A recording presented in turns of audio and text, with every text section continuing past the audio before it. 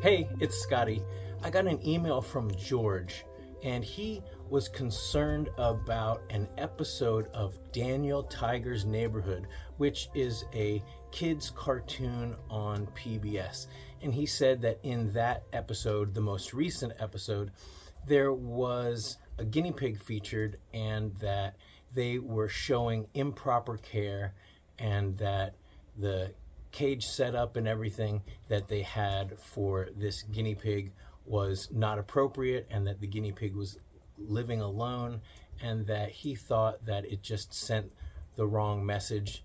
He also said that, he admires the show, and he thought that normally it has such high standards that he was surprised that they got it so wrong when it comes to showing proper care of guinea pigs. So I went and found the episode. The latest episode of Daniel Tiger's Neighborhood streams for free on PBS KIDS, I guess their website. So I found it.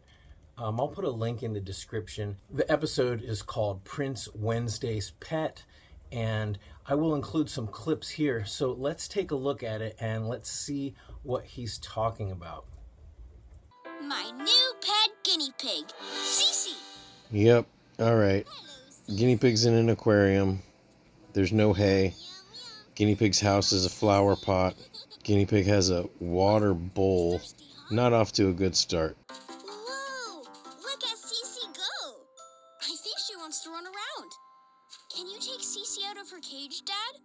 Certainly. Here we go, Cece. Dad picks up the guinea pig pretty well, but this little obstacle course is not really making me happy. It's kind of precarious, popsicle sticks and whatever. I don't think it's realistic that a guinea pig would actually be able to navigate something like that very well, or that they would want to. And the fact that the sole interest in the guinea pig is just that they can run through this obstacle course.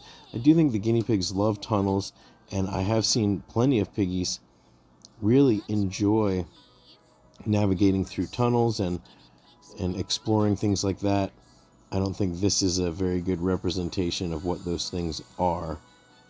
And now we're using our imagination, and we are the size of a guinea pig, and now we're running across this thing. Yeah. What may be fun for us is not necessarily what's fun for a guinea pig, and we're not thinking like a prey animal. We're thinking like a little kid, and I don't know if that really helps foster empathy or compassion. But it makes a nice animated sequence. Is that the boop-she best? Prince Wednesday, watch. Cece is going up, up, up. And now she's going down, down, down. So I did find this part interesting. Guinea pig is tired. Go on, try your seesaw. Cece does not want to use the seesaw. Don't you want to play? Cece? Cece? I think it's time for us to give Cece a rest in her cage. Aw, I don't want Cece to go into her cage. I want to keep playing with her. I know. But do you think she looks like she wants to keep playing? She did stop. And I thought they did a good job trying to explain that you've got to focus on the well-being of your pets. They're not toys. Both happy. Taking care of you makes me happy too. I do want to take good care of Cece. So I thought they did a pretty good job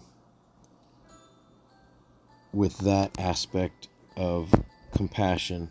But that's the irony, is we're supposed to be focused on what the well-being of the guinea pig is, yet the guinea pig's house is a flower pot and the guinea pigs don't have hay, and the guinea pigs live in a very small, what looks like sort of an aquarium. So we're supposed to care about them and their well-being, but yet they are displaying completely improper husbandry, cage setup.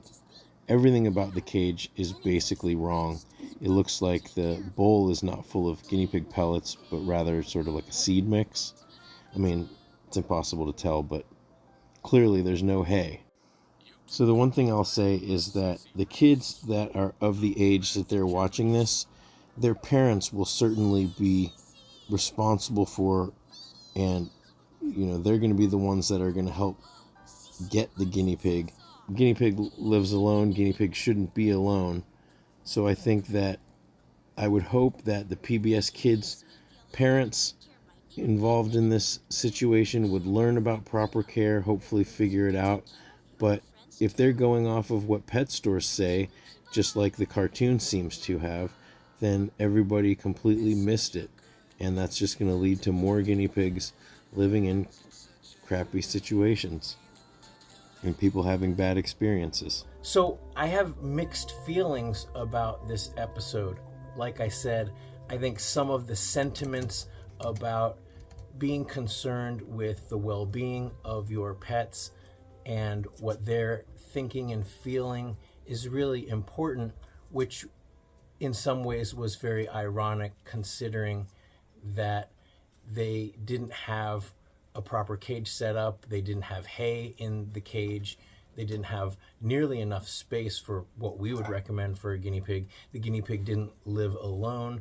They were so concerned about the piggy's well-being that he was tired, but the only interest really that the little kid had was that the piggy was running an obstacle course.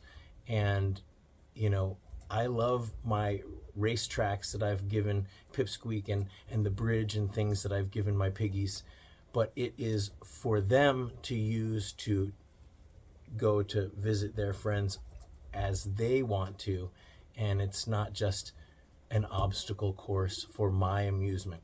So I hope that PBS would do better. I think it doesn't hurt for them to reach out whenever they're featuring animals or things like that. They just reach out to people who know what they're talking about, and it's really surprising. They probably did. They probably reached out to Petco or something like that, and Petco was like, oh yeah, that's fine, because Petco doesn't have hay in their guinea pig enclosures, so why should they on this show?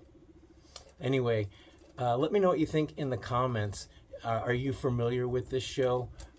Generally speaking, how do they do? Do they get it right most of the time? And what do you think we should do about this? All right. I'd love to hear from you guys, and especially George, if you've got some comments about any follow-ups. I know he was going to try to reach out to the producers of the show. So let us know how that went in the comments below. All right, until next time, thanks for watching.